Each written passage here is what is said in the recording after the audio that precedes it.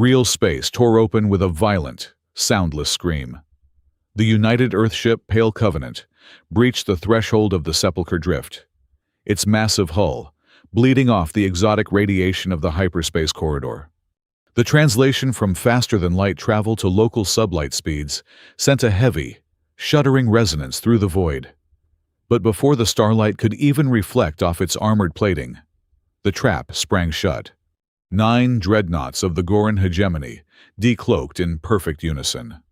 They were angular, brutalist constructs of black iron and plasma, forming a flawless, inescapable spherical blockade.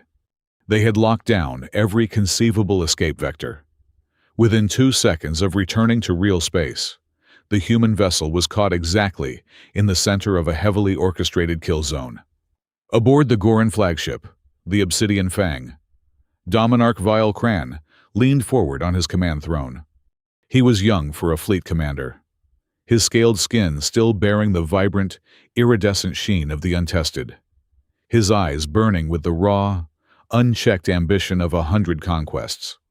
To Vale, the pale, strange ship hovering on the tactical display was not an enemy. It was a key. For decades, the human fleets had successfully navigated the chaotic, ancient trade routes of the deep sectors, possessing routing telemetry that the hegemony desperately craved. Vile intended to rip that data from the Pale Covenant's databanks, secure a monopoly on the ancient transit lanes, and cement his legacy before he reached his 30th rotation. "Target is bracketed, Dominarch," the tactical officer hissed, his mandibles clicking with predatory excitement. "They have nowhere to run. Our jamming fields are operating at 100% capacity." "Excellent," Vile rumbled, a smug satisfaction radiating from his posture. "Prepare the boarding pods. We will strip their drives, board their command deck, and take the telemetry by force." But as the tactical data continued to stream across the holographic projectors, a sudden, chilling silence fell over the bridge crew. The predatory excitement vanished, replaced by a creeping, suffocating unease. The sensor operators were not looking at the human ship's weapons. They were staring at its exact coordinates. The Pale Covenant had exited the Sepulcher Drift precisely within a region known in ancient star charts as a fold shadow. It was a dead zone, a pocket of fractured reality resting directly beneath a dormant, ancient phase node. In the long, bloody history of the galaxy, the fold shadows were mass graves. They were places where the underlying fabric of space was thin, sensitive, and violently unpredictable. Entire armadas had been swallowed whole in these coordinates, erased from existence without a single distress signal ever escaping. Heavy, measured footsteps echoed across the bridge deck. Tarvek, a veteran warrior whose armor was heavily scored by the plasma burns of a dozen forgotten wars, stepped into the pale light of the holograms. His scarred face was grim, his eyes locked on the tactical display with profound dread. "Dominarch," Tarvek began, his voice a low, gravelly warning that cut through the silence. "You must order the fleet to stand down." "Immediately!" Vile snapped his head toward the old warrior, his crest flaring with sudden irritation. "Stand down? We have the prey cornered. Tar, 9 ships against 1. They are completely at our mercy." "Look at where they are standing, Vile," Tar growled, pointing a thick, armored claw at the projected grid. "They are anchored perfectly within the fold shadow. To fire upon a vessel in that specific geometry, to unleash violence in the presence of the dormant node, it is a death sentence. For all of us." Vile let out a sharp, barking laugh that echoed harshly against the metal bulkheads. "A death sentence? You have spent too many cycles listening to the ghost stories of the lower decks. Old man, you fear the superstitions of cowards who forgot how to conquer. Space is empty. Space does not care if we break a human ship. The hegemony dictates the laws of this sector, not ancient myths." "It is not a myth," Tarvek insisted, taking a step closer to the throne. "I have seen what the shadows do to those who spill blood within them. Space remembers. Vial, it remembers. Enough, Vial snarled, slamming his fist against the armrest. I will not let an old man's phantom fears rob me of my prize. Meanwhile, less than 40,000 kilometers away, the atmosphere aboard the United Earth ship Pale Covenant was completely devoid of panic. The bridge was bathed in soft, amber tactical lighting. Captain Anwin Stroud stood at the center of the command deck, her hands clasped loosely behind her back. She did not look like a prey animal caught in a snare. She looked like a woman who had arrived precisely on time for an appointment. "Captain," the navigation officer reported, his voice perfectly level. "We have 9 Goran warships locking onto our position. Weapons are hot. Escape vectors are entirely compromised." "Do not spool the drives," Anwin ordered calmly, her gaze fixed on the main view screen, displaying the massive Goran dreadnoughts. "Hold our position. Maintain anchorage to the local gravity shear exactly at these coordinates." "Holding position, ma'am. We are dead center in the fold shadow." To the Goran fleet, the human ship was an absolute anomaly. The tactical scans returned baffling data. The Pale Covenant bore no resemblance to any warship recorded in the hegemony's extensive archives. It lacked the heavy railgun batteries, the armored missile pods, or the thick, sloped ablative plating typical of frontline destroyers. Instead, the vessel's hull was a complex, beautiful lattice of metallic structures. Along its dorsal spine rose towering, intricate constructs that looked like gigantic tuning forks or the spires of an ancient Gothic cathedral. They were resonant spires, humming with a quiet, contained energy that defied standard military classification. It did not look like a machine built to kill. It looked like an instrument built to listen. "They are trying to lock onto our main reactor, Captain," the tactical officer noted, his fingers dancing across a glass interface. "Should I deploy the thermal decoys?" "Negative," Anwin replied, stepping up to the communications console. "Let them see exactly where we are. Open a wideband frequency, unencrypted. Audio and text pulse, directed to the Goran flagship." "Channel is open, Captain." Anwin leaned toward the pickup array. She did not plead. She did not negotiate. Her voice was cold, carrying the heavy, absolute weight of an irrefutable law. "This is Captain Anwin Stroud of the United Earthship Pale Covenant. You are currently targeting a vessel anchored within a recognized fold shadow. Relaunch your drives and leave this area immediately. Do not let space remember you." She gestured with 2 fingers, and the communications officer cleanly severed the connection. The bridge returned to its quiet, purposeful hum. Aboard the Obsidian Fang, the transmission played out over the main speakers. For a brief second, the bridge was dead silent. Then, Dominarch Vale Cran threw his head back and roared with laughter. "Is that it?" Vial mocked, pacing in front of the view screen. "That is the legendary defiance of humanity. An empty, pathetic threat about the memories of the void. They are trying to hide behind the same superstitions that infect my own veterans." Tarvik clenched his fists, his breathing heavy, his instincts screaming at him to rip the young commander from the throne and order the retreat himself. But military law bound his hands. He could only watch as Vial turned toward the gunnery officers. "They think words will save them," Vial commanded, his voice echoing with absolute authority. "They think we fear the dark. Lock all primary disruptor banks. Target their drive cores and their sensor clusters. I want them blinded and crippled, but I want the hull intact.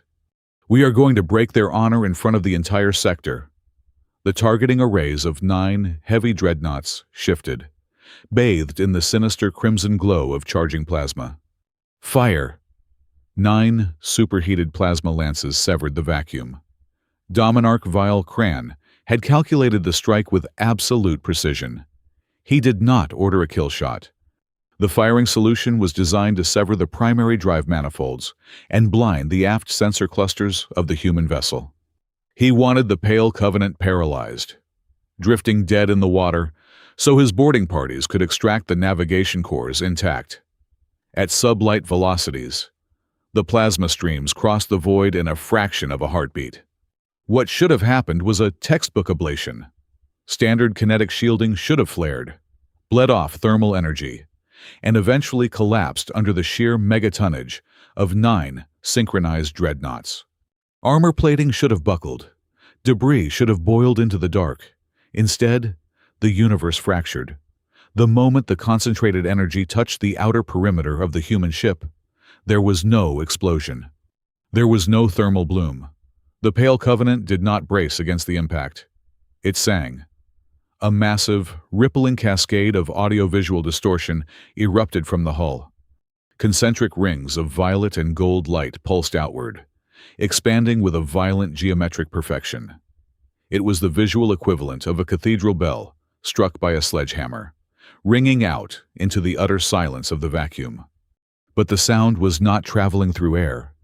It was vibrating through the local gravimetric field. The hegemony firepower was not repelled by a localized deflector screen. The laws of thermodynamics were simply rewritten. The cohesive plasma beams hitting the human ship instantly lost their structural integrity. They were bent, sheared, and twisted into long, brilliant ribbons of ionized gas that wrapped tightly around the invisible contours of the fold shadow. The energy was being forced to flow along anomalous gravitational fault lines, spiraling away from the Pale Covenant, like water diverted by a stone in a fast-flowing river.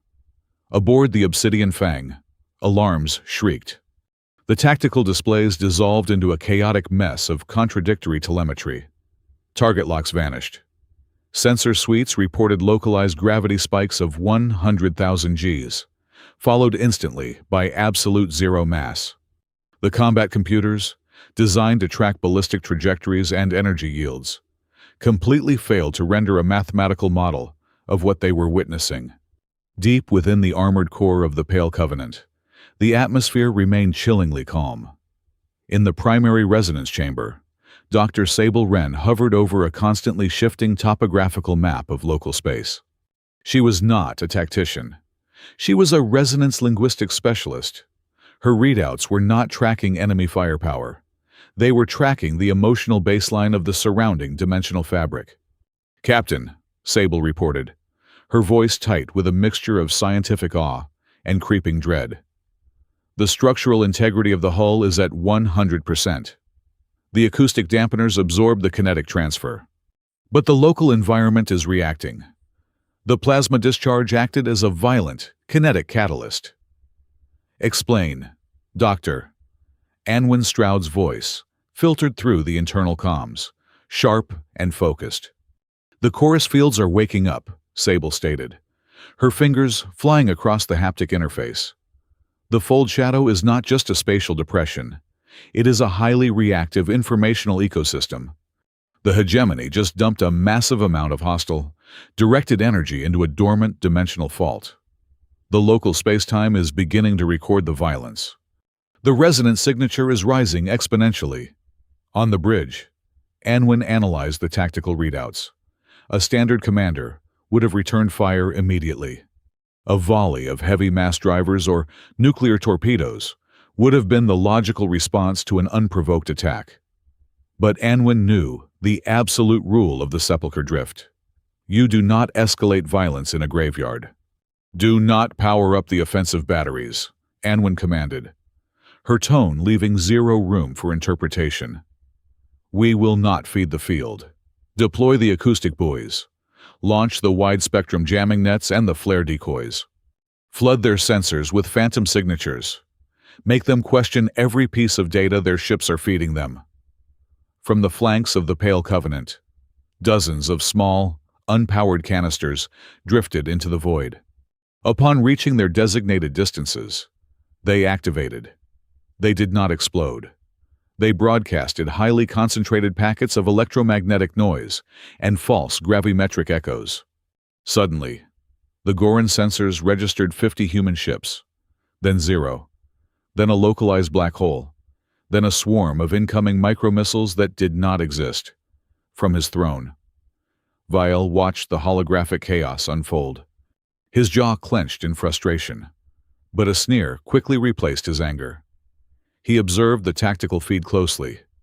The humans were blinding his sensors. Yes, they were deploying electronic warfare of the highest caliber.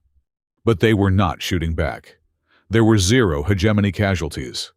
Not a single piece of Goran armor had been scratched. To a predator raised in the brutal meritocracy of the hegemony, restraint was indistinguishable from weakness.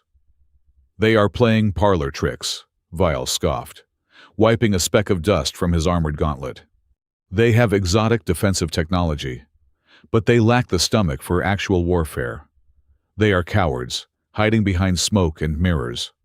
They have not claimed a single life." He turned to his command staff, his eyes burning with a cruel, calculating light. Destroying the ship from afar was no longer satisfactory. The humans were making a fool of his gunnery crews. He needed to extract a more personal, humiliating toll. He needed to rip the captain from her command chair and parade her before his fleet. "Cease primary fire," Vial ordered. "They want to play defensive games. Let us test the strength of their bulkheads. Prepare the heavy boarding pods. We will breach their hull manually, slaughter their security details, and take the bridge. I want their captain alive and on her knees." The order echoed down the chain of command, broadcasting to the troop bays where the elite shock infantry of the hegemony awaited deployment. These were the grave tusks, the apex predators of ground combat, veterans of brutal planetary sieges and orbital boarding actions. They were expected to howl with bloodlust at the command. Instead, the comms channel from the lower decks responded with absolute, chilling silence. "Hangar control," Vial barked, his crest flaring dangerously. "Report pod deployment status." "Why are the launch tubes not cycling?" A heavily distorted voice returned over the channel. It was the master of the grave tusks, a battle-scarred giant whose loyalty to the hegemony was unquestionable. "Dominarch," the master replied slowly, each word heavy with defiance. "My warriors will not board the pods. We refuse the order." Vial froze. Mutiny in the middle of a fleet action was an offense punishable by immediate execution. "You dare defy a direct command? You are elite shock troops. You exist to board and conquer. We exist to fight enemies." "Dominarch," the veteran replied, his voice devoid of fear. "We do not exist to commit suicide. You fired into a fold shadow. The space around that ship is already twisting. We can feel the pressure in our own blood. If we cross that threshold, if we carry intent to kill into that human vessel, the shadow will judge us. The old laws are clear. We will not be the ones to pull the executioner's lever on this fleet. We refuse." Rage, hot and blinding, surged through Vale. His own veterans, his strongest and most capable killers, were cowed by the sheer presence of the human ship and their pathetic superstitions. It was an intolerable insult to his authority. "Cowards!" Vial spat, his voice trembling with fury. "You are stripped of your honors. Confine the grave tusks to their quarters. If they will not fight, I will find those who have not yet lost their fangs." He keyed a new command code, bypassing the veteran barracks and broadcasting directly to the auxiliary holds. Here resided the unblooded, the young initiates who had not yet seen the horrors of the deep sectors, whose heads were filled only with state propaganda and the desperate hunger for glory. "Initiates!" Vial roared into the comms. "The veterans have lost their nerve. The glory of breaking the human vessel falls to you. Board the pods.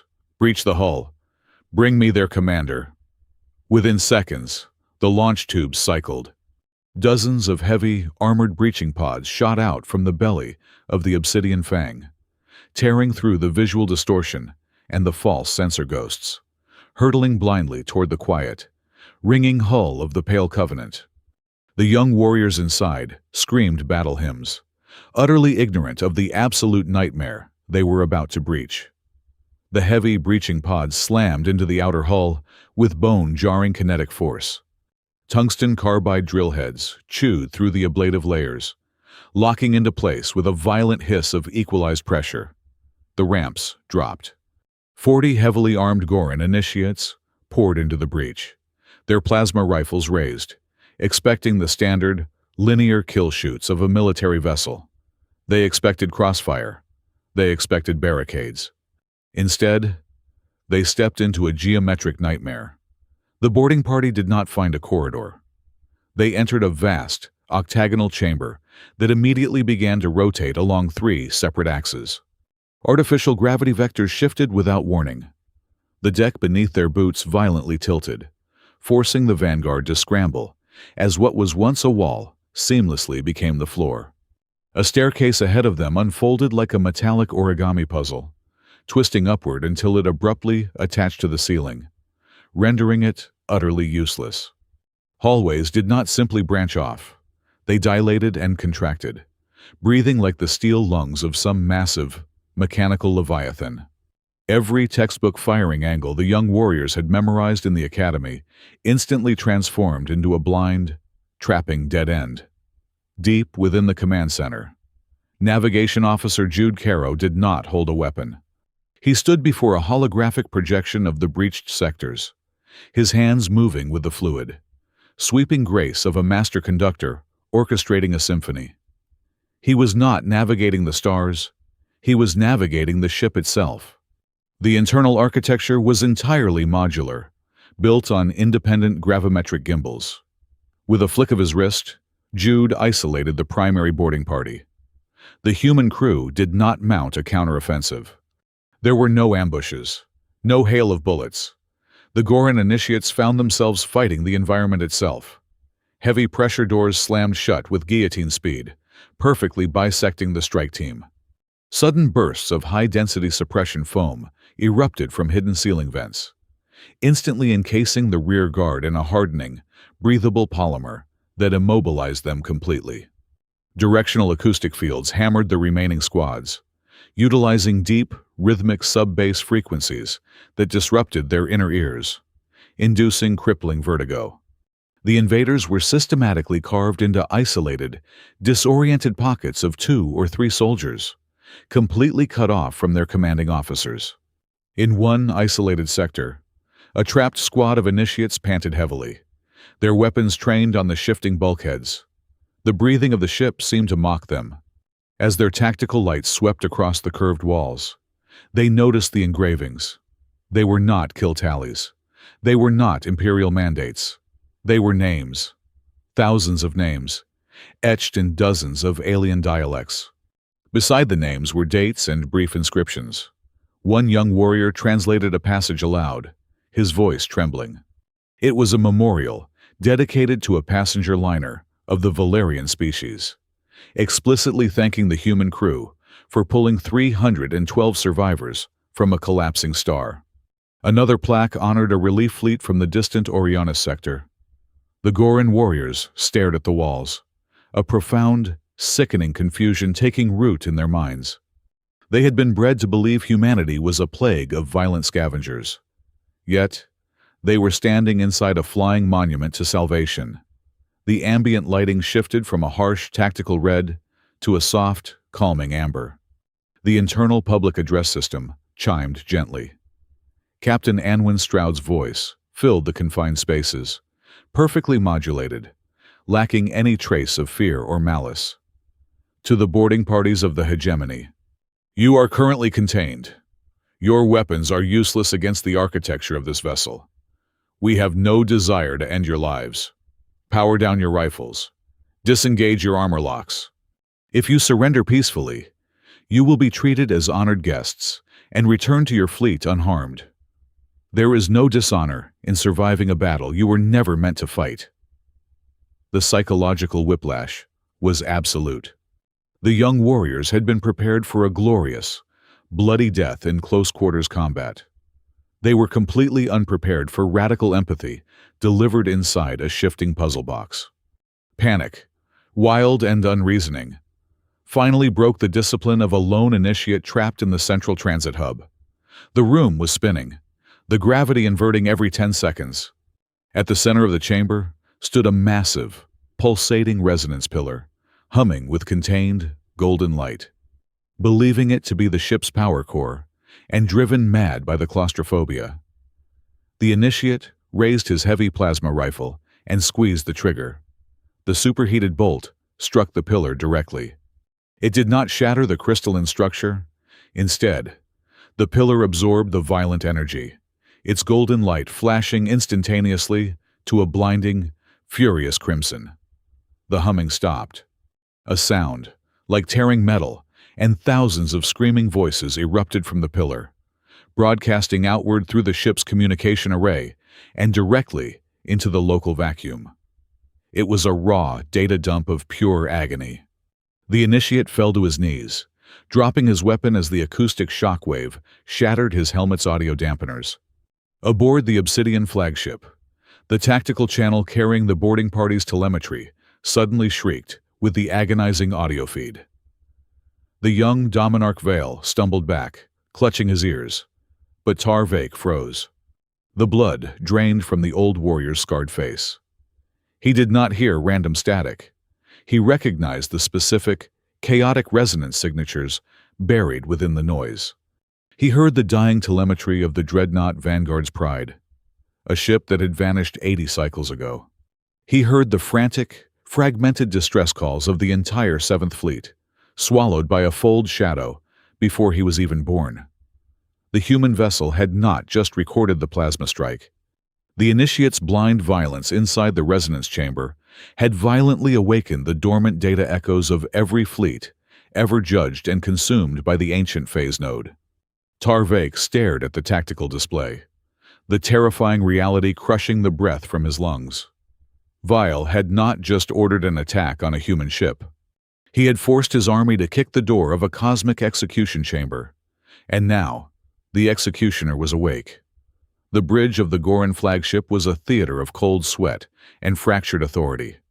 Dominarch Vile Kran gripped the edges of his command console, his previously unshakable confidence violently eroding.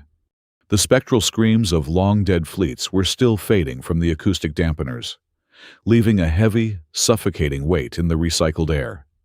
He had expected a swift, brutal execution of a lesser species. He had not expected the vacuum itself to scream back at him. Before Vile could formulate a command to stabilize his wavering crew, the primary astrometrics officer shouted over the dying static. A massive spatial rupture was tearing open on the far side of the tactical projection. Completely independent of the human vessel's position, space boiled, turning a sickly, bruised purple. Out of the raw, violent tear in reality, a second fleet materialized. 14 heavy cruisers dropped into local space, their thrusters burning with unregulated, dirty plasma. They were a jagged, asymmetrical collection of scavenged armor and oversized weapons arrays, bearing the chaotic, blood-red insignias of the Outer Rim syndicates. This was a mercenary armada, commanded by the notorious Admiral Neral Os. Dominarch, the communications officer reported, his voice tight. We are being hailed by the mercenary flagship, the Crimson Cipher. Audio and visual. Put it through, Vale snapped, desperate to regain a semblance of control. The main view screen flickered, replacing the image of the pale human ship with the scarred, cybernetically enhanced visage of Admiral Neral Os. The mercenary commander wore a synthetic smile that did not reach his cold, synthetic optical implants. Dominarch Vale, Neral greeted, his voice a grating synthesis of organic cord and metallic speaker.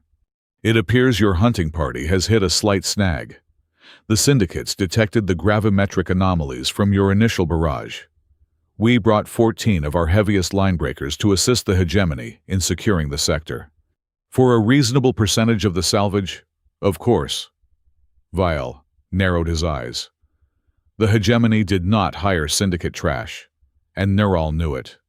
The mercenaries had been waiting in the dark, cloaked just outside the drift, watching the entire engagement. Neral was not here to help. He was a vulture circling a wounded beast. But the conspiracy ran far deeper than simple salvage. Narrow Os operated on the economics of chaos. A stable, hegemony-controlled sector meant strict borders and diminishing profits for a mercenary warlord. If he could provoke a full-scale massacre here, forcing the hegemony to annihilate a human diplomatic vessel, he would ignite a retaliatory war that would engulf the entire galactic arm. A sector-wide conflict meant limitless contracts, unrestricted piracy, and an era of highly profitable bloodshed. He needed Vale to pull the trigger, and he had brought 14 warships to ensure the situation escalated beyond any diplomatic salvation. Despite facing an overwhelming force of 23 heavily armed warships, Captain Anwin Stroud remained anchored at her station aboard the Pale Covenant. The arrival of the mercenary fleet did not elicit a gasp of despair from her bridge crew. It barely registered as a shift in their operational cadence. They were not here to survive a skirmish. They were here to execute a mandate. Chief Engineer Della Pike strode onto the command deck, her coveralls stained with conductive grease, carrying a secure data slate. She bypassed the standard tactical updates and plugged directly into the central command pedestal. "Captain," Della reported, her tone strictly professional. "The local dimensional fault is fully saturated. The hostile intent from the hegemony fleet primed the environment, and the sudden influx of 14 unregulated mercenary reactor cores just tipped the scale. The background radiation is perfectly aligned." "Are the resonance spires synchronized?" Della, Anwin asked, her eyes fixed on the shifting tactical map. "Spooling to maximum capacity right now," the engineer confirmed. "The dampeners are off. We are broadcasting pure, unfiltered telemetry into the bedrock of the Fold Shadow. The vessel is no longer operating as a ship, Captain. It is fully functioning as a legal witness entity. The Pale Covenant was never designed as a stealth prototype or a heavily armored dreadnought. It was a masterpiece of judicial engineering. It was built to interface with the oldest, most dangerous structures in the known universe, the dormant phase nodes left behind by the architects of the hyperspace network. Beneath the turbulent layers of the Sepulcher Drift lay a node designated in human archives as St. Meridian. If fully awakened by a designated witness vessel, St. Meridian possessed the capability to aggressively map the local sector, recording every action, every weapon discharge, and every trace of intent into the immutable fabric of spacetime itself. It would establish an objective, unalterable ledger of transit rights. It would permanently strip the hegemony of their ability to claim the corridor through violence, turning the physical laws of the universe into the ultimate border patrol. Aboard the Goran flagship, the pieces finally slammed together in Valekran's mind. The chilling realization washed over him, freezing the blood in his veins. The human ship had not blundered into his trap. The United Earth Fleet had purposefully calculated the hegemony's patrol routes, deduced Vale's aggressive tendencies, and parked their strangest, most unarmed vessel directly over a dormant cosmic god. They had baited him into firing the first shot. They wanted to be ambushed here. They had chosen the exact coordinates where truth could be mathematically verified before the entire galaxy, using the hegemony's own violence as the battery to power the trial. "Dominarch," Neral Os's voice crackled violently over the comms, all trace of his previous synthetic charm eradicated. The mercenary's sensors were finally analyzing the energy signature radiating from the human ship. "That is not a scout ship. They are spiking the local phase node. They are waking it up. If that structure fully activates, it will lock down the entire sector's navigation grid. The old factions will lose all territorial control. You must destroy them immediately. Total annihilation. Leave nothing but atoms." Neral realized that if St. Meridian awoke, the era of warlords and violent tolls would instantly evaporate. His entire empire of extortion relied on the chaos of the dark zones. He could not afford a universe governed by an incorruptible, cosmic ledger. "Open fire," Neral ordered his own fleet. "Burn them out of the sky." "Wait!" Vile shouted, his hand hovering over the fleet-wide broadcast channel. The warnings of his veteran warrior Tarvik suddenly ringing with terrifying clarity. But it was too late to halt the momentum of the trap. On the bridge of the Pale Covenant, Captain Anwin Stroud issued the final command. "Initiate the St. Meridian Protocol. Awaken the node." Della Pike slammed her hand onto the primary execution relay. The resonant spires along the dorsal spine of the human ship did not fire a weapon. They released a mathematically perfect sequence of harmonic frequencies directly into the vacuum. The soundless wave cascaded into the fold shadow, striking the dormant heart of St. Meridian. The battlefield abruptly changed. The ambient starlight dimmed, replaced by an overwhelming, omnipresent golden luminescence that seemed to bleed out from the empty space between the warring fleets. The tactical holographic displays on all 23 hostile dreadnoughts simultaneously glitched, their screens replacing targeting reticles with massive, scrolling columns of ancient, indecipherable geometric data. The space around them was no longer a hunting ground. Anwin had successfully turned the dark, lawless expanse of the Sepulcher Drift into a blindingly illuminated cosmic courtroom, and the judge was slowly, deliberately, opening its eyes to witness the crimes of the galaxy. The golden luminescence flooding the Sepulcher Drift was not merely a visual phenomenon. It was a physical weight, a dense, informational pressure that bypassed optical sensors and pressed directly against the minds of every living creature in the sector. Aboard the human vessel, Dr. Sable Wren watched the cascading streams of ancient geometric data rewrite the local laws of physics. She did not feel the cold terror gripping the alien fleets outside. She felt the profound, humbling weight of history. Humanity understood this golden light intimately, for it was the exact color of their near extinction. Sable's fingers rested gently on the resonance console, tracing the harmonic feedback. She remembered the classified archives of the early expansion era. When humanity first breached the faster-than-light barrier, they did so with the arrogant brutality of a species accustomed to conquering nature. They treated hyperspace as a simple physics problem, an equation to be smashed open with brute force calculus, raw fusion power, and heavily shielded hulls. They tried to bend the universe to their will. The universe fought back. The first 100 jump tests were absolute massacres. Colony ships, exploratory frigates, and military dreadnoughts were torn apart, turned inside out, or simply erased from existence. The survival rate of a phase jump was less than 12%. Humanity was bleeding out on the launch pad, suffocating on the threshold of the stars, entirely unable to comprehend why their flawless mathematics kept resulting in localized reality failures. The breakthrough, Sable knew, had not come from the Admiralty or the theoretical physicists. The salvation of the human race came from the fringes. It came from classical musicians, emergency dispatchers, and radical linguists. A blind choir director analyzing the catastrophic telemetry of a failed jump noticed a disturbing lack of harmonic resolution in the spatial distortion fields. A crisis negotiator, cross-referencing successful transit logs, realized that the gravitational footprint of a safe jump mathematically resembled the cognitive model of a kept promise.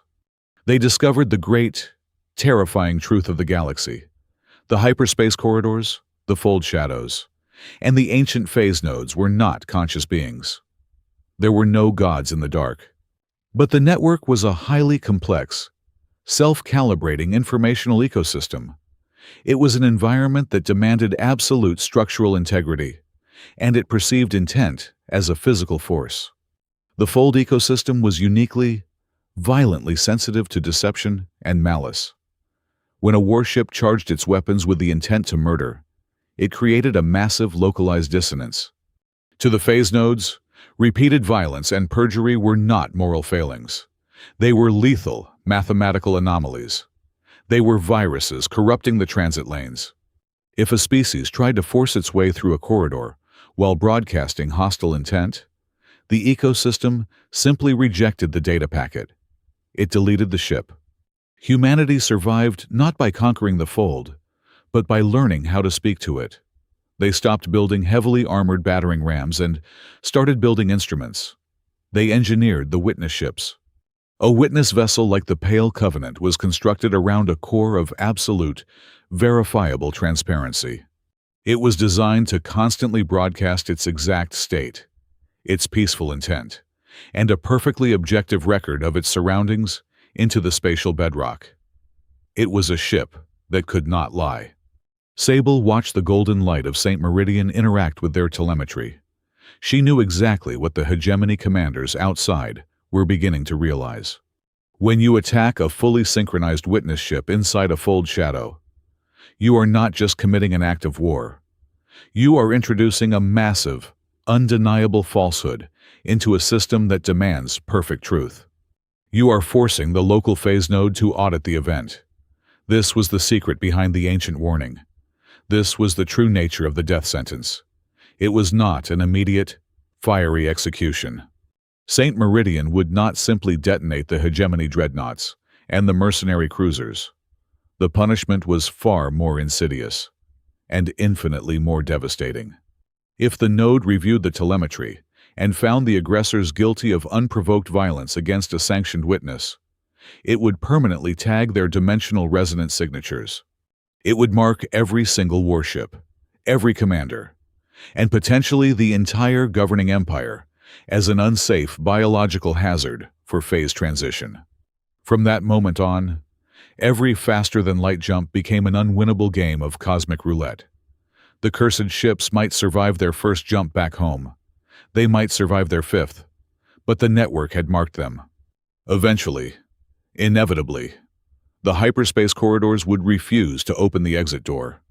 The vessels would slip into the fold and simply never return, trapped forever in the dark geometry between the stars. It was a slow, creeping strangulation. It was the absolute revocation of the right to move. On the command deck of the Obsidian Fang, the suffocating reality of this curse finally crashed down upon Tarvik.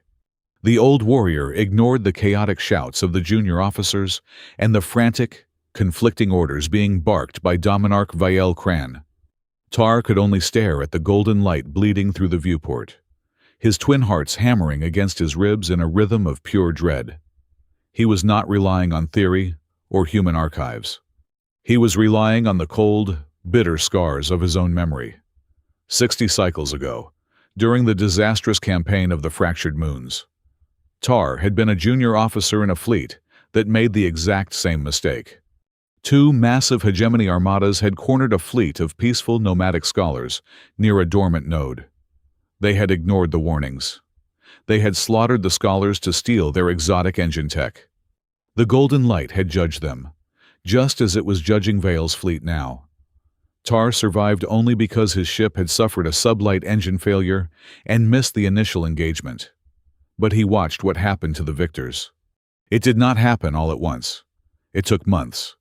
A heavy cruiser jumping to a core world for repairs simply failed to arrive. 3 weeks later, a supply convoy vanished without a distress signal. Then, a patrol squadron. The Admiralty blamed pirates, then mechanical sabotage, then navigational anomalies. But Tar knew. He watched the greatest warriors of his generation slowly realize that the universe had locked them in a cage. The hegemony lost 300 ships over 2 standard years, bleeding to death not from enemy fire, but from the simple, terrifying act of trying to travel. The psychological toll shattered the fleet long before the actual losses did. Captains refused to order jumps. Mutinies erupted. An empire that cannot move is an empire that starves in the dark. Tar turned his scarred, ancient face slowly toward Vale. The young Dominarch was screaming at the tactical officers, demanding firing solutions, demanding a way to break the Golden Light, still obsessively focused on winning a battle of plasma and iron. Vile was completely blind to the fact that the battlefield had dissolved. For the first time in his long, blood-soaked life, Tarvik understood the absolute superiority of the human strategy. The Pale Covenant had not fired a single lethal shot. They had not killed a single Goran soldier. Yet, they had completely outmaneuvered a massive armada by weaponizing the fundamental laws of reality. This was no longer a question of victory or defeat. The concept of tactical dominance was entirely irrelevant. Tar knew, with a chilling certainty that froze his very marrow, that the only question remaining was whether Dominarch Vale Cran was arrogant enough to pull the trigger one last time, thereby signing the execution warrant for the entire Goran species. The human captain had handed them a mirror, and the hegemony was about to choke to death on its own reflection. The voice of Captain Anwin Stroud cut through the chaotic static of the tactical frequencies. Her tone, perfectly measured against the suffocating tension. To all hegemony and syndicate commanders, this is a formal declaration of a ceasefire. Power down your primary weapon systems. Disengage your targeting arrays. The St. Meridian node is currently open and processing all combat telemetry, internal communications, and navigational intent. We will let the deep architecture of the sector cross-reference the truth. Do not make another aggressive maneuver until the audit is complete. For a long, agonizing minute, the void was locked in a precarious stillness. The golden luminescence of the awakened phase node bathed the armadas, casting long, sharp shadows across the armored hulls. But truth was the one thing Admiral Neral Oss could not afford. Aboard his mercenary flagship, the Syndicate warlord analyzed the telemetry feed with a cold, calculating dread. If St. Meridian finalized its recording, the logs would undeniably prove that the mercenary fleet had arrived not to assist, but to instigate a regional massacre. It would document his extortion protocols. It would destroy his entire empire of manufactured conflict. He needed the chaotic fog of war, and he needed it immediately. "They are stalling," Neral whispered to his tactical officer, his synthetic vocal cords grating in the quiet bridge. "Deploy a flight of stealth munitions. Suppressed thermal signatures. Target the softest contact on the board." The softest contact was not the heavily shielded Pale Covenant. It was a small, unarmed human medical cutter that had just detached from the lower hangar bays of the witness vessel. The cutter was painted in high-visibility white and orange, its transponder broadcasting the universal codes for non-combatant medical transport. Inside its pressurized cabin, human medics were currently tending to the terrified, bruised Goran initiates who had surrendered inside the labyrinth of the Pale Covenant. The humans were ferrying the enemy wounded out of the immediate danger zone, treating them with the exact same care they would afford their own kin. 6 autonomous drones slipped from the underbelly of the mercenary flagship. They bypassed the primary sensor nets by riding the erratic thermal wakes of the surrounding dreadnoughts. There was no warning klaxon. There was no evasive maneuver. The kinetic impact was absolute. The 6 drones slammed into the midsection of the medical cutter simultaneously. The small ship did not even have time to register the hull breach before the payload detonated. A blinding, silent blossom of blue and white fire expanded in the vacuum, instantly vaporizing the bulkheads, the human rescue personnel, and the young Goran warriors they had just pulled from the brink of death. A profound, sickening silence slammed down upon the entire battlefield. It was a cold, paralyzing shock that transcended species and allegiance. Every sensor operator, every gunnery chief, and every commanding officer stared at the expanding cloud of vaporized metal and flash-frozen oxygen.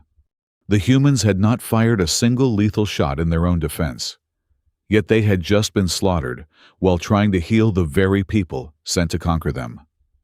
Then, the true horror of the Fold Shadow manifested. The golden light of St. Meridian did not ignore the murder. The informational ecosystem of the ancient node reacted to the sudden, horrific spike of malice with terrifying immediacy. On the tactical displays across all 23 warships, 3 specific vessels suddenly flashed with a critical warning. 2 Syndicate heavy cruisers that had relayed the drone launch coordinates, and 1 Goran frigate that had kept its targeting lasers actively painted on the medical cutter to guide the stealth munitions, were struck by a localized dimensional anomaly. Physical space began to reject them. Deep, absolute black rings materialized around the hyperdrive containment cores of the three warships. The rings were not made of smoke or energy. They were jagged, geometric voids, areas where the local reality simply ceased to exist. It was the visual manifestation of a severed tether. It was the classic, dreaded sign of the condemned.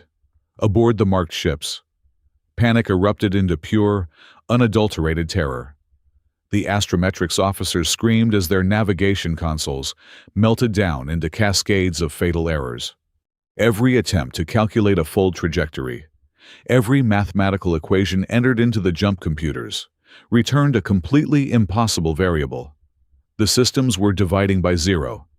The spatial geometry of the universe was formally refusing to acknowledge their existence. The corridors were permanently locked. They were dead ships flying, severed from the faster-than-light network forever. The sight of the black rings broke something fundamental within the hegemony ranks. The veteran warriors of the Goran fleet, men and women who had spent their lives conquering star systems, stared at the visual feeds in absolute horror.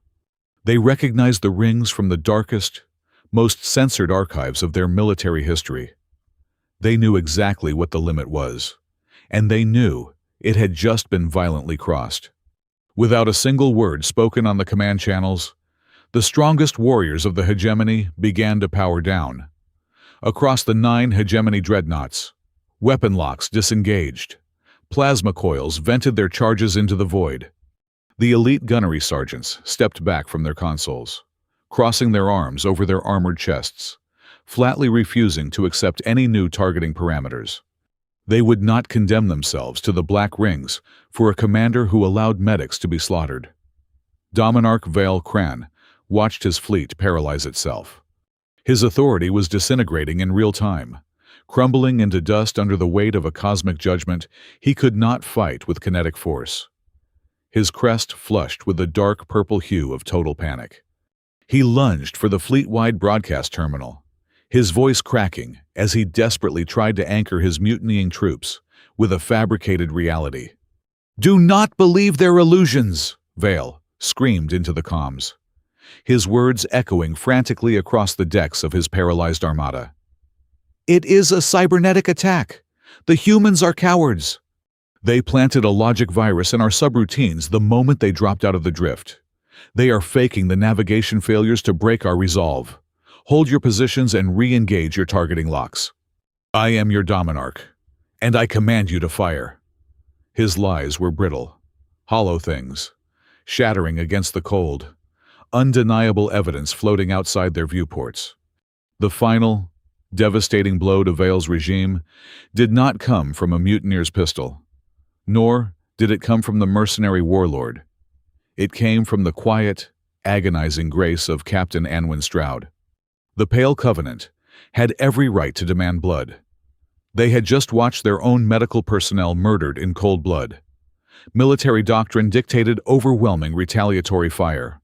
Instead, the massive hangar bay doors of the human witness vessel slowly ground open once more. 3 heavy, shielded extraction skiffs deployed from the Pale Covenant. They did not angle their flight paths toward the mercenary flagship to seek revenge. They pushed their thrusters to maximum, burning a direct, dangerous vector straight toward the 3 condemned warships bearing the black rings. Anwin's voice returned to the open frequency. There was no anger in her tone, only a deep, profound sorrow that seemed to carry the weight of entire dead civilizations. To the crews of the marked vessels, your hyperdrive containment fields are currently undergoing spatial rejection. Your core temperatures will soon exceed critical tolerances as local physics attempts to expel your mass from the sector. You have exactly 20 minutes before catastrophic structural failure.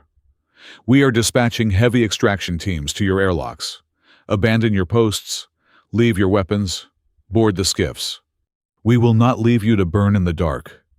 The human rescue teams were flying back into the exact same kill zone where their comrades had just been vaporized, risking their own lives to pull the murderers from the fire of cosmic judgment. Aboard the hegemony ships, The gunners and the veterans watched the human skiffs brave the debris field. They looked at the courage of a species they had been taught to despise, a species that answered a war crime with an unwavering commitment to the preservation of life. Then, they looked back at their young dominarch, who was still screaming desperate, cowardly lies from the safety of his flagship throne. In that single, agonizing moment, the psychological spine of the hegemony fleet snapped completely. The faith in Vile Cran was irrevocably broken. The Goran warriors did not just stop fighting the humans. They realized they had been fighting for the wrong side of the universe. The human extraction skiffs plunged directly into the expanding debris field of their own murdered comrades. They did not hesitate. Micrometeoroid shields flared a brilliant violet as they deflected the jagged, hypervelocity shrapnel of the vaporized medical cutter. Navigating through heavy electromagnetic interference and the chaotic gravitational eddies caused by the collapsing reality around the condemned warships, the human pilots executed maneuvers of absolute, suicidal precision. They slammed their docking collars against the failing airlocks of the three doomed vessels, welding themselves to the hulls just as the alien internal bulkheads began to buckle under the crushing weight of spatial rejection. On the bridges of the remaining hegemony dreadnoughts, veteran commanders, who had spent decades orchestrating planetary bombardments, watched in stunned, paralyzing silence. They had been indoctrinated since birth to believe that mercy was a fatal flaw, and that survival belonged only to those who struck first and hardest. Yet, unfolding before their optical sensors was a display of dominance that shattered their entire martial philosophy. The humans were not cowering. They were not returning fire. They were asserting a terrifying, absolute moral superiority. Under a rain of fire and death, they were reaching into the jaws of a cosmic execution to pull their executioners to safety. Dominarch Vale Cran gripped the edges of his command console until his talons cracked against the reinforced polymer. The bridge of the obsidian fang felt less like a command center and more like a tomb. His officers were no longer looking at him. Their eyes were glued to the visual feeds of the human skiffs, dragging terrified, ash-covered Goran engineers out of a melting frigate. Vile could feel the psychic tether of his command snapping. The narrative of the weak, pathetic human prey had completely disintegrated. The humans were not just surviving his wrath. They were actively saving his own warriors from the consequences of his arrogance. Tarvik, the scarred veteran of 100 campaigns, realized the moment of absolute fracture had arrived. He stepped away from his tactical station and bypassed the local command hierarchy, slamming his heavy armored fist onto the fleet-wide internal broadcast override. "Listen to me, warriors of the hegemony," Tar commanded, his deep, gravelly voice echoing through the corridors of every Goran ship in the sector. "Look at the void. Look at the black rings suffocating our own kin.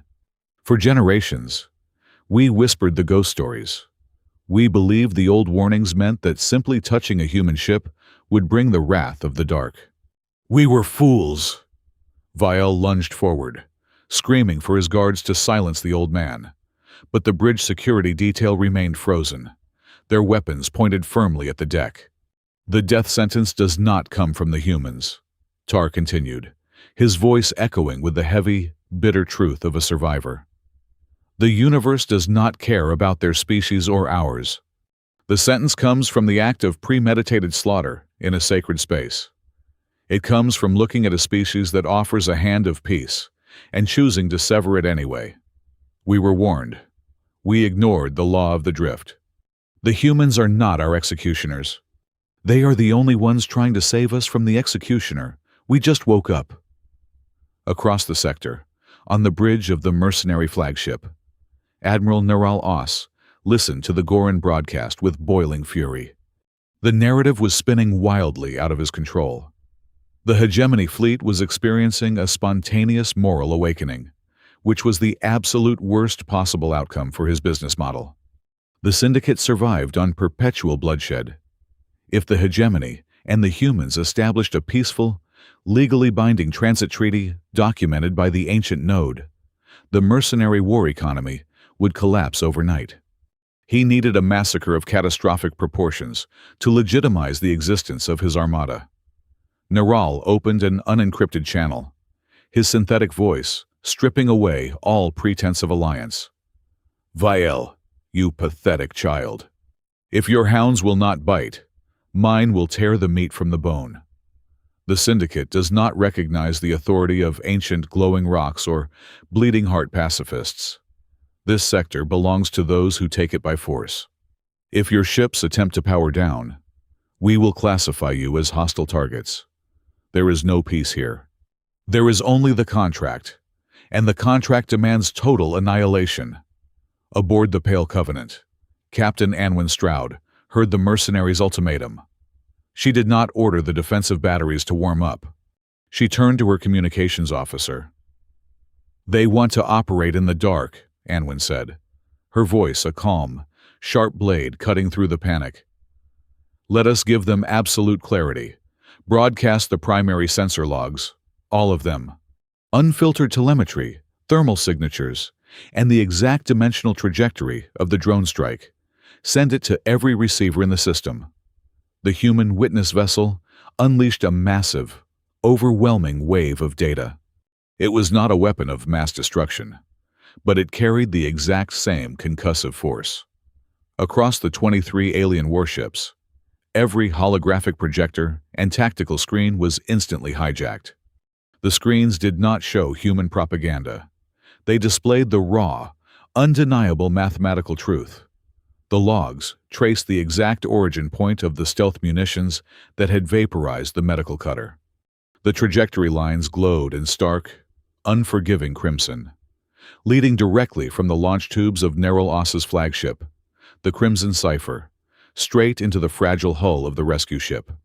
The data packet included the specific thermal signatures of the mercenary thrusters and the encrypted command codes used to bypass the hegemony's own proximity alarms. It was absolute proof. The mercenary warlord had not just murdered human medics. He had knowingly slaughtered the wounded Goran warriors aboard, using the hegemony's own battle formation as cover. The reaction was instantaneous.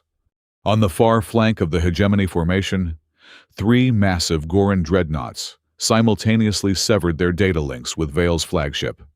Their massive sublight engines flared as they executed lateral burns, physically distancing themselves from both the Dominarch and the Syndicate fleet. They powered down their primary shielding and vented their weapon cores into the vacuum, adopting the universal posture of absolute neutrality. The captain of the lead breakaway dreadnought opened a direct, desperate channel to the Pale Covenant.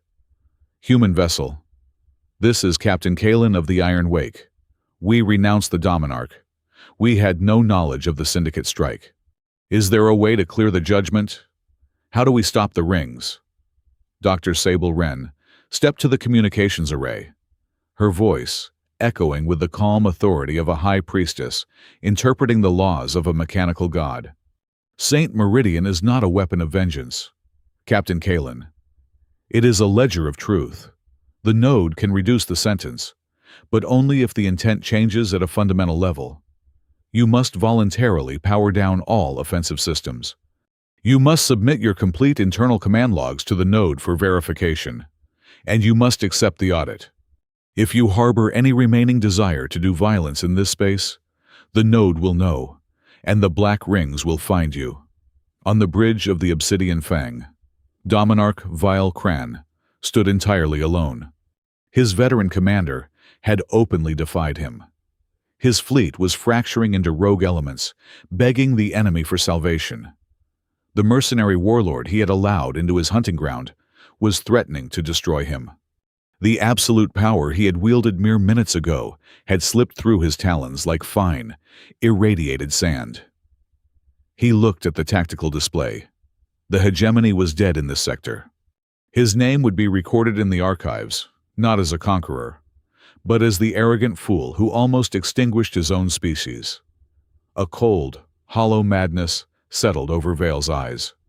If he could not return to the hegemony core worlds as a glorious victor, he would ensure that no one returned at all. He bypassed the bridge controls entirely, unlocking the physical security casing on his command throne. He began to input a sequence of deeply classified, terrifyingly destructive command codes, preparing a desperate, irreversible option that would tear the entire fold shadow apart and drag every living soul in the sector into the dark. The heavy blast doors of the veteran barracks on the Goran flagship did not slide open with a polite mechanical chime. They were blown entirely off their tracks by concentrated breaching charges.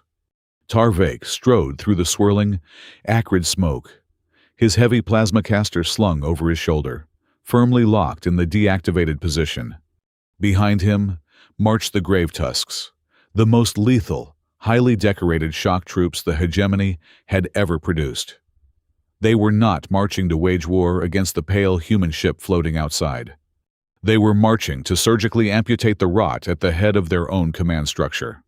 As they reached the primary transit corridors leading to the bridge, Vile's loyalists, the young, glory-hungry initiates, raised their weapons. The conflict that immediately erupted was a brutal, agonizing display of restrained lethality. The Grave Tusks were warriors conditioned since birth to slaughter without hesitation, designed to break enemy lines with overwhelming force. Now, they fought to disarm, to incapacitate, to save. They shattered weapon casings instead of piercing armor. They broke wrists instead of severing spines. Tar slammed his armored bulk into a squad of loyalists, pinning 3 young soldiers against the reinforced bulkhead until they dropped their rifles.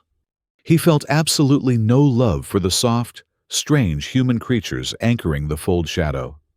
He felt only an absolute, burning devotion to the survival of his own race. He would not allow a vain, terrified boy to drag their entire civilization into a permanent black ring of cosmic judgment. The veterans were forcing their own kin to stop walking toward the executioner's block. Outside the fractured hegemony flagship, the golden light of St. Meridian pulsed with a chaotic, wavering rhythm. Aboard the mercenary command vessel, Admiral Neril Oss watched the Goran fleet devolving into a violent civil war and smiled with cold, synthetic satisfaction. The hegemony was entirely distracted, paralyzed by their own collapsing chain of command. It was the perfect mathematical window to erase the board. Neural keyed a deeply encrypted frequency, sending a wake-up signal to a dormant construct buried beneath the surface of the phase node itself. It was a fold lance, a catastrophic relic from a forgotten age of cosmic warfare, engineered specifically to pierce the fabric of a hyperspace corridor and collapse it violently inward. The twist of the knife was absolute. The mercenary warlord had never intended to help Vile Kran secure the sector. A dominant hegemony was terrible for his business model. A legally protected human transit lane, monitored by an ancient god of truth, was even worse. Neural required a massacre with exactly 0 survivors. The fold lance would shatter the dimensional pocket, incinerating the human witness vessel, the mutinying Goran dreadnoughts, and the awakened node itself. When the localized reality restabilized, Neural would be the only one left to write the official report. He would claim the humans detonated a doomsday device, securing limitless defense contracts and fear-based extortion for his syndicate for the next 200 years. A terrifying, high-frequency vibration began to shake the vacuum as the fold lance broke the surface of the node, glowing with a sickly, iridescent green energy that threatened to swallow the golden light of the surrounding space.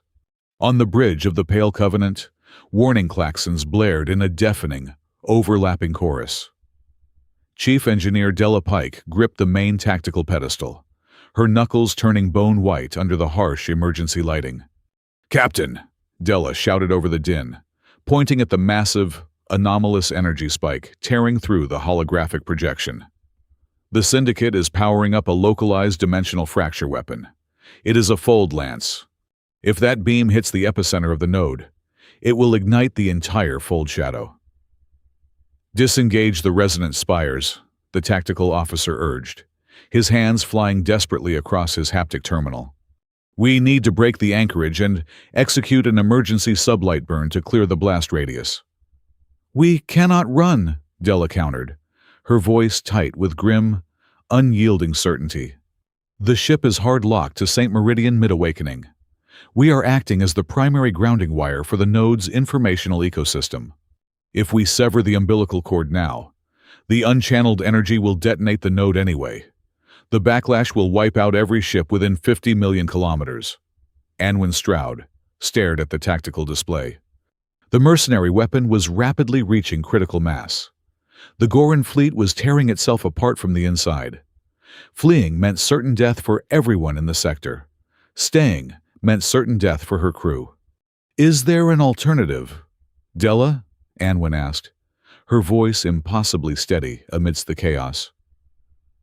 "There is one theoretical option," Della replied, her eyes scanning the rapidly scrolling data streams. "We bypass the safety limiters and force the witness handshake protocol to complete right now. If we fully synchronize our data cores with St. Meridian, we can instruct the node to cast a physical legal shield over the entire truth zone. It will harden the local space-time, deflecting the fold lance." Della paused, swallowing hard, her gaze meeting her captain's. "But forcing a connection of that magnitude will massively overload our resonance chambers. The feedback loop will fry our primary systems. It might incinerate the ship from the inside out." Anwin did not hesitate. The core philosophy of humanity's survival in the dark was not about outgunning the enemy. It was about carrying the light, no matter the cost. She would risk her ship, her life, and her military honor to save the very people who had arrived today to condemn her to death. "Do it," Anwin commanded, her voice ringing with absolute authority. "Push every ounce of auxiliary power to the resonance chambers. We will hold the shield, even if it burns us to ash." The engineering decks of the Pale Covenant instantly transformed into a frenzy of desperate, coordinated activity. Human technicians scrambled to bypass the cooling limiters and reroute the volatile plasma conduits. But the tactical situation deteriorated further. The internal sensors suddenly detected multiple unauthorized hull breaches near the primary resonance chamber. Syndicate boarding drones, sleek, heavily armored machines designed for rapid slaughter, had been launched by Neral Ost to sabotage the human ship from within and ensure the fold lance met no resistance. Before Anwin could deploy her own, heavily outnumbered security details to the lower decks, an encrypted transmission punched brutally through the Syndicate jamming fields, connecting directly into the human command frequencies. It was Tar Vake. The old Goran warrior had successfully seized control of his flagship's communications array. He had seen the catastrophic energy buildup of the mercenary fold lance. He had monitored the terrifying, suicidal surge in power radiating from the human vessel. He understood exactly what the pale creatures were attempting to do. The prey was preparing to immolate itself to forge a shield for its predators. "Captain Stroud," Tar's voice crackled over the bridge speakers. It was stripped of all former arrogance, replaced by a profound, earth-shattering respect. "Your engineers cannot fight machines and hold the node at the same time." Deep within the lower decks of the Pale Covenant, the heavy bulkheads leading to the engineering bay violently slid open. The human technicians braced themselves, raising their sidearms, expecting the razor-sharp limbs of Syndicate murder machines. But it was not the drones that stepped through the smoke.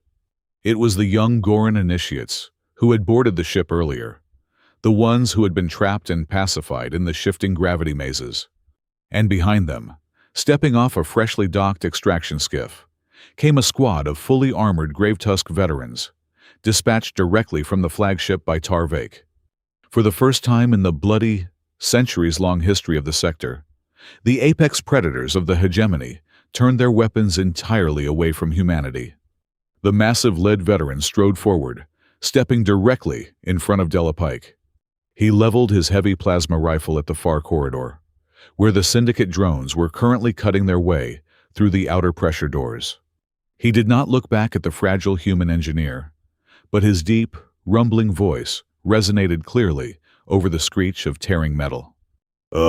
Finish your ritual, human," the Gravetusk growled, planting his massive, magnetic boots onto the deck plating, transforming himself into an immovable, living wall of armor and muscle. "We will hold the line." The interior of the human vessel had become an inverted nightmare of violence and salvation. The sleek, silver corridors designed for acoustic purity were now illuminated by the harsh, strobing flashes of heavy plasma fire. Syndicate boarding drones, terrifyingly agile constructs of bladed limbs and repeating blasters, poured through the compromised airlocks. But they did not find terrified human technicians scrambling for cover. They slammed directly into a phalanx of Goran gravetusks and unblooded initiates. The apex predators of the hegemony were holding the line, using their massive armored bodies as living shields for the fragile human resonance chambers behind them. On the bridge of the human vessel, Navigation Officer Jude Caro stood at the modular control pedestal, his hands sweeping rapidly through the holographic architecture of the ship. Through an open, unencrypted channel, the gravelly voice of Tarvik barked coordinates from the fractured hegemony flagship. The synergy between the human navigator and the veteran alien warlord was a bizarre, breathtaking display of tactical improvisation. It proved that the rigid momentum of war could pivot completely on a single axis of profound moral clarity. "Sector 4, human," Tar commanded over the comms, his voice tight with exertion. "They are flanking my initiates. The machines are climbing the bulkheads to bypass the heavy shields." Jude did not hesitate. "Inverting localized gravity in Sector 4. Reversing the deck plating right now." Deep in the bowels of the ship, the physical orientation of the corridor violently flipped. The agile syndicate machines abruptly lost their magnetic grip, tumbling upward into what was suddenly the floor. Before their internal gyroscopes could correct the spatial error, the Goran veterans unleashed a devastating volley of concentrated plasma, reducing the lethal machines to molten slag. They fought with a desperate, unified ferocity, an alliance forged in the crucible of impending cosmic annihilation. While the physical battle raged in the corridors, Dr. Sable Wren walked directly into the eye of the storm. She passed through the heavy isolation doors and stepped into the central resonance chamber. There were no kinetic weapons here, only a towering, crystalline spire humming with terrifying, uncontainable power. She was stepping directly into the consciousness of Saint Meridian. The moment she linked her neural interface to the spire, a tsunami of raw, unfiltered audio and linguistic data crashed into her mind. It was not a stream of binary code that a tactical artificial intelligence could calculate or predict. It was thousands upon thousands of overlapping voices, the ancient, echoing memories of the Fold Shadow, reacting to the monumental violence outside. Sable had to weave the chaotic chorus together, syncing the human ship's absolute truth with the awakening god of the drift. Blood began to trickle from her nose as the sheer processing weight threatened to crush her cognition. But she stood her ground, whispering the harmonics of the witness protocol into the deafening roar. Across the chaotic void, the situation aboard the hegemony flagship had deteriorated into total anarchy. The mutiny had splintered the crew, leaving the detention blocks entirely unmonitored. This fatal oversight allowed Dominarch Vile Cran to slip free from his temporary restraints. He moved through the shadowed maintenance shafts of his own dreadnought like a ghost, his mind entirely consumed by a cold, venomous clarity. He had lost his fleet. He had lost his honor. If the human captain succeeded in establishing a legally binding peace treaty governed by the ancient node, Vile knew exactly what his legacy would be. He would not be remembered as a tragic martyr of the hegemony. He would live out the rest of his cycles as the ultimate symbol of arrogant stupidity. The boy who nearly executed his entire civilization out of pure, unchecked hubris. His ego found that outcome far more terrifying than the prospect of death. Reaching a secure armory vault, Vile bypassed the biometric locks and retrieved a deeply forbidden piece of ordnance, a miniature singularity compressor. It was a localized breach weapon designed to crack the reinforced armor of planetary capitals, a device that briefly manifested a tiny black hole to eat through any known material. He dragged a sleek, single-occupant assault sled to a secondary launch bay. He was no longer trying to win a fleet battle. He only wanted to tear the beating heart out of the human vessel. If he could breach the bridge and slaughter Captain Anwin Stroud before the synchronization completed, the unguided node would violently detonate, turning the entire sector into a masterless graveyard. To Vale, mutually assured destruction was infinitely preferable to enduring the humiliation of a human pardoning. He launched the sled straight into the crossfire. Outside, the terrifying reality of the Syndicate warlord's ambition finally manifested. The mercenary fold lance reached critical ignition. A blinding, sickly green beam of concentrated dimensional distortion lanced out from Neril Oss's flagship, striking the exact center of the Sepulcher Drift. The visual impact was sickening to behold. The distant, pinprick lights of the surrounding stars were violently stretched into long, bleeding streaks of white and blue. The structural integrity of the entire region began to scream. Aboard the human witness ship, the massive titanium struts groaned like a dying beast as the physical universe was pushed through a metaphysical gate that was entirely too narrow. The fabric of the fold shadow was tearing open, threatening to swallow every ship whole. On the bridge, the proximity alarm shrieked a new, highly localized warning. The tactical displays flared crimson as they tracked Vale's assault sled, burning a direct, suicidal vector, straight for the command deck's primary viewport. "Captain!" Della Pike yelled over the deafening groan of the twisting hull, her hands frantically trying to stabilize the surging power grid. "The Dominarch has bypassed the fighter screen. He is carrying a singularity charge. He is going to breach the bridge in less than 90 seconds. Anwin Stroud stared at the rapidly approaching dot on the tactical map. The reinforced glass of the main viewport was already vibrating violently from the intense spatial pressure of the fold lance. "We have to divert power from the lower decks," the tactical officer pleaded, genuine panic finally bleeding into his strict professional tone. "If we pull 20% of the energy away from the witness protocol, we can activate the heavy kinetic barriers around the bridge. It is the absolute only way to deflect the singularity charge." Anwin understood the terrifying mathematics of the moment perfectly. If she diverted the power to save her own life, the handshake protocol with St. Meridian would instantly collapse. The ancient node, denied its anchor and its truth, would detonate under the immense pressure of the mercenary weapon, vaporizing the entire sector and everyone in it. If she maintained the power flow to the resonance chambers, the protocol might finish in time, throwing up a legal and physical shield that could save both fleets. But it would leave her bridge entirely defenseless against a raging, humiliated warlord armed with a weapon of mass destruction. It was the ultimate, agonizing culmination of humanity's philosophy in the dark: trust or survive.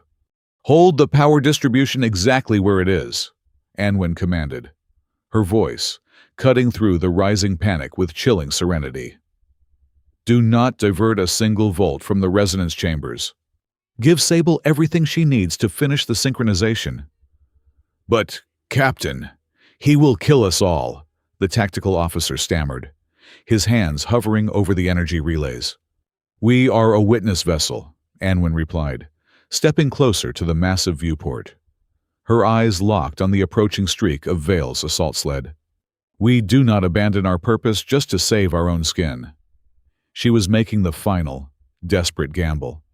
She was betting the survival of her command staff, and her very own life, on the alien warriors who, just 40 minutes prior, had fully intended to drag her out of this room in chains. She chose to trust the newly forged, blood-soaked morality of the universe over the cold certainty of her own defensive shields. The bridge crew held their breath, bracing for the absolute end as the singularity charge armed itself in the void just beyond the glass. The reinforced viewport of the command deck did not simply shatter. It was eaten alive. The miniature singularity compressor, Vial Cran deployed, swallowed a perfect circle of titanium and armored glass, equalizing the atmospheric pressure with a violent, concussive roar.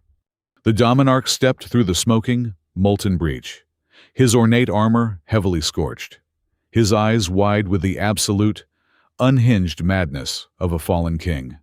Outside the breached hull, the Sepulcher Drift ignited into a blinding, golden dawn. Saint Meridian was fully awake. Vial did not look at the cosmic majesty unfolding behind him. He locked his furious, bloodshot gaze onto Captain Anwin Stroud. He raised his heavy plasmacaster, aiming the glowing muzzle directly at her chest. He screamed over the howling atmospheric alarms, his voice cracking with desperation and raw rage. He roared that universal laws were pathetic illusions built by the weak to restrain the strong. He screamed that kindness was a terminal disease, and that raw, uncompromising fear was the only true currency that kept the galaxy spinning. He declared he was going to execute her right there to prove that the universe belonged exclusively to the ruthless. He pulled the trigger. The lethal bolt of superheated plasma never reached the human captain. A massive wall of scarred, black iron and dense muscle violently intercepted the shot. Tarvik, moving with a terrifying speed that completely defied his advanced age, threw his heavily armored body directly into the line of fire. The plasma bolt splashed against the veteran's shoulder plate, instantly melting the heavy alloy and burning deep into his flesh. But the old warrior did not even flinch. Flanking him, two towering Gravetusk veterans slammed their magnetic boots onto the deck, raising their massive interlocking energy shields to form an impenetrable, glowing barricade between the mad Dominarch and the fragile human commander. It was an impossible tableau. The most terrifying apex predators of the hegemony, beings genetically engineered and culturally conditioned for centuries to break their enemies without mercy, had deliberately chosen to turn their backs on their own commanding officer to shield a human with their own flesh and blood. "It is over, Vial," Tar growled, his voice a low, thunderous rumble that echoed louder than the failing klaxons. "The age of fear is dead." Deep within the vibrating, overloaded heart of the human vessel, Dr. Sable Wren whispered the final, binding cadence of the witness protocol. She pushed the absolute biological limit of her cognitive interface, merging a staggering ocean of chaotic data into a single, undeniable truth. She wove together the frantic, terrified heartbeats of the human rescue crews, the exact thermal trajectory of the mercenary drone strike, the recorded, treacherous lies of the Dominarch, and the profound, shifting moral intent of the mutinying Goran veterans. It was a flawless, mathematically perfect tapestry of cosmic testimony. She offered it directly to the Golden Light. Saint Meridian accepted the evidence. The ancient phase node did not react with a mindless, destructive explosion. It reacted with terrifying, surgical precision. The apocalyptic energy of the mercenary fold lance, which had threatened to tear the entire sector apart just moments before, was simply absorbed by the Golden Light, snuffed out effortlessly like a fragile candle caught in a hurricane. Then, the node delivered its judgment. It sifted through the souls and databanks of the 23 alien warships. It weighed those who had known the truth, those who had been explicitly warned of the consequences, and those who had still consciously chosen to pursue murder over mercy. Across the void, Admiral Nerolos and his entire 14-ship mercenary armada suddenly lost all forward momentum. The space around them did not detonate. It simply stopped obeying the standard laws of physics. The Golden Light actively rejected them. Their sleek, heavily armed cruisers were abruptly severed from the stable hyperspace network. A profound, terrifying geometric darkness opened beneath them, a lightless, unmapped abyss where no navigational charts existed and no math could function. The Syndicate ships slipped silently into the black, sliding out of reality itself. They were not instantly vaporized, but they were permanently exiled to the crushing, inescapable nowhere between the stars, trapped forever within the prison of their own malice. The exact same terrifying fate claimed the vessels of Vale's absolute loyalists, those young, indoctrinated initiates who had continued to fire on the medical skiffs despite the clear warnings. The black rings swallowed their dreadnoughts whole, erasing them from the local dimension in total, agonizing silence. For the remaining Goran warships, the ones that had powered down their weapon cores, severed their command links with the Dominarch, and watched in awe as the humans flew into the fire to save them. The golden light offered a profound reprieve. The crushing physical pressure on their hulls immediately eased. Their navigational computers rebooted, wiping away the fatal black ring errors. St. Meridian granted them a suspended sentence.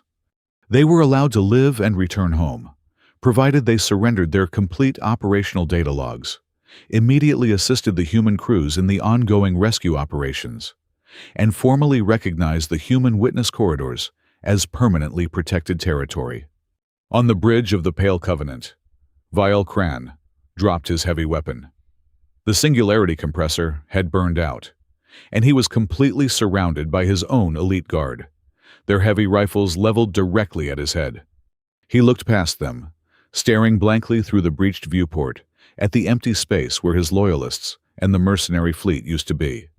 His entire worldview, built on the absolute supremacy of violence, had been systematically dismantled and erased in less than an hour. The towering Gravtusk who stood beside Tarvik stepped forward. He looked down at the broken Dominarch, his deep voice devoid of any pity or hesitation. "We were bred to conquer," the veteran warrior stated, his words broadcasted on an open, unencrypted channel for the entire surviving fleet to hear. "We were taught from birth that humanity was weak because they carried no fangs and sought no territory. But we will never raise a weapon against them again. To attack a human is not a battle against a soft species. It is a direct, arrogant challenge to the fundamental laws of the universe. It is a death warrant that space itself will execute." Vile fell to his knees, utterly defeated by a power he could not shoot, punch, or intimidate into submission. In the months that followed the monumental incident at the Sepulcher Drift, the political landscape of the entire galaxy shifted permanently. The grand war councils of the Goran hegemony, deeply shaken by the undeniable telemetry provided by the Pale Covenant and the passionate testimonies of their own most revered combat veterans, signed a historic, binding accord. Neighboring alien empires, previously locked in endless, bloody border skirmishes, looked at the terrifying, absolute fate of the syndicate mercenaries and quickly followed suit. Humanity was no longer viewed as a soft, peculiar species clinging desperately to the edges of the galaxy. They were officially recognized by a coalition of 24 major star systems as the wardens of the fold. Their bizarre, unarmed resonance ships became the most respected and heavily protected vessels in the known universe, treated with a reverence bordering on the divine. When the United Earthship Pale Covenant finally set sail for the first Grand Peace Conference, its scorched, unpolished hull was not traveling alone. It was flanked by a massive honor guard of heavy, black iron Goran dreadnoughts. The very warriors who had initially arrived to board, break, and humiliate the human crew were now flying in perfect, synchronized formation to ensure their absolute safety across the dark. They flew together through the starlight, united by a profound understanding that had been written in blood, courage, and golden light. It was a new doctrine, etched permanently into the minds of every aspiring warlord, pirate, and emperor across the sector. A simple, undeniable truth that kept the peace in the dark. Attacking humans is a death sentence. Thank you all so much for listening to this story today. Please let me know down in the comments where in the world you are listening from, so we can connect and share our thoughts. If you enjoyed this journey, please subscribe to the HFY Sci-Fi Stories channel, like the video, and support by hitting that hype button so this story can be heard by even more people.